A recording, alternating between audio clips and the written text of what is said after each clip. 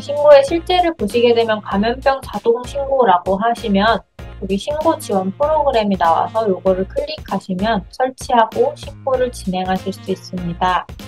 감염병 누리 지원 들어가시면 감염병 자동 신고 지원 시스템을 소개하고 주요 기능들에 대해 설명이 나와 있고요. 주요 장점은 이제 설치하게 되면 즉시 신고가 가능하다.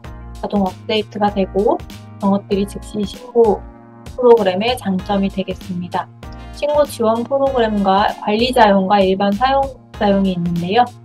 인가된 사용자만 신고하실 때는 관리자용, 여러 명이 신고하고 한 명이 나중에 통합해서 관리한다 할 때는 일반 사용자용 이렇게 다운받아서 사용하시면 되겠습니다. 이것에 들어가게 되면 신청하고 다운로드를 설치할 수 있도록 이렇게 항목을 선택하실 수 있게 되어 있고 신청하기를 누르면 이렇게 번호를 입력하여 신청하도록 되어 있습니다. 처음에 한번 입력하시면 그 다음부터는 자동으로 입력이 되어서 진행을 할 수 있습니다. 이렇게 다운로드 URL을 떠서 다운을 하도록 되어 있습니다. 그래서 말씀드린 대로 관리자용 신고 프로그램과 일반 사용자용 신고 프로그램이 있어서 한 명만 신고할 때는 관리자용 프로그램만 다운받으시면 되겠고 직원들이 같이 신고를 한다던가 해서 수익자가 2명 이상인 기관에서는 일반 사용자용과 관리자용을 함께 사용하시면 되겠습니다.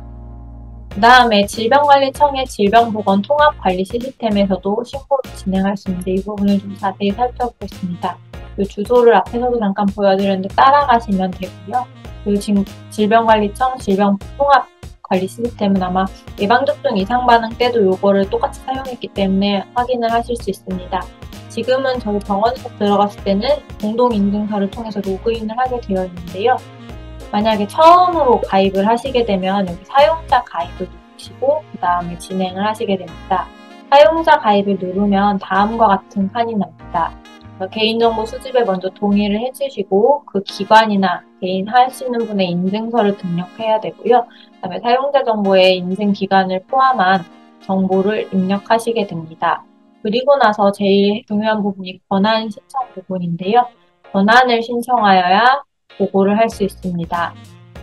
1급 또는 3급까지의 환자 발생 또는 사망을 신고하려면 의료기관은 환자 감시, 전수 감시에 유저를 신청하시면 되고 그다음에 병원체 검사 결과, 우리 보통 그 기관에서 병원체 검사를 하시는 경우에는 병원체 신고도 같이 권한을 신청을 해주셔야 합니다.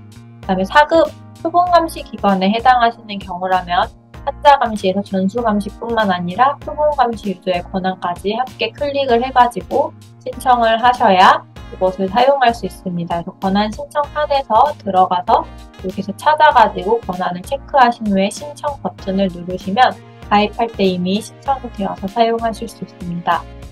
기존에 이 프로그램을 사용하고 계시는데 법정 감염병 신고는 하지 않으셨던 분들은 질병관리청 통합 시스템에 처음에 들어가시게 되면 여기에 왼쪽에 권한 정보라는 칸이 있습니다. 권한 선택을 할 수 있고 그래서 전체 또는 승인 신청 가능을 조회해서 필요한 권한은 승인을 신청을 하게 되겠고 그 권한은 신규 신청할 때와 똑같이 1급에서 3급은 전수감시, 병원체는 병원체 신고, 그 다음에 4급은 표본감시 이렇게 하시면 되겠습니다. 권한 신청까지 하고 나면 질병관리청 통합보건 시스템에서 시스템을 선택할 수 있는데요. 이 여러가지 시스템 중에서 감염병 관리 통합 정보 지원 시스템을 선택을 해서 들어가시게 됩니다. 그래서 거기에 들어가시면 환자 감시에 감염병 신고, 자원관리 역학조사 칸이 있는데요.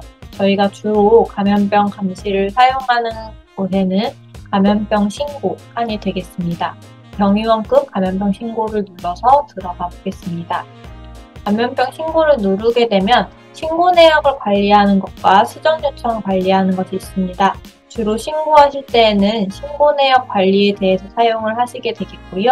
수정 요청 관리 같은 경우에는 앞서서 얘기했을 때 잘못 기입됐을 경우나 아니면 앞에서 본 것처럼 처음에는 의심 환자나 확진 환자로 신고를 했지만 추후에 검사 결과가 나왔을 때 그 결과가 바뀌어서 수정을 해야 될 경우에는 수정 요청 관리를 들어가시면 되겠습니다. 저희는 오늘 신고를 할 거기 때문에 신고 내역 관리를 클릭을 하게 되면 감염병명을 검사를 할 수 있게 되겠고 그다음에 환자 성명, 주민등록번호, 사망 같은 것들이 여기서 기입을 먼저 할 수 있게 되겠습니다. 다음에 발생신고인지 사망신고인지 클릭을 하시고 나서 신고서 작성을 누르시면 다음 화면으로 넘어가는데 한번 같이 보겠습니다. 신고서 작성 화면에서 보이는 정보들은 앞에서 저희가 그 신고서에서 봤던 내용들과 크게 다르지 않습니다. 환자의 인적 사항을 기입하고 그다음에 감염병명을 기입을 해주셔야 되고 그다음에 감염병이 언제 발생했고 언제 진단됐고 검사 결과가 어떤지에 대한 확진 검사 결과가 여기에 기입이 돼야 되겠고 또 의료기관 정보를 작성한 다음에 신고를 클릭하게 되면 자동으로 관할 보건소에 들어가게 됩니다. 주의해야 될 점은 여기서 잠깐 까먹어서 이제 임시 저장 버튼을 누르시는 경우들이 있는데 임시 저장 버튼을 누르게 되면 신고로 넘어가지 않습니다. 임시 저장한 문서는 반드시 신고 내역 관리로 앞으로 돌아가서 거기서 이제 환자 정보를 기입하고 조회를 하면 앞에서 잠깐 다시 보여드리면 요 밑에 이제 보고 건수가 나오거든요. 여기서 확인을 해가지고 수정을 해주셔야 합니다. 그렇기 때문에 작성을 하시고 나면 반드시 신고 버튼을 누를 것을 확인을 부탁드립니다.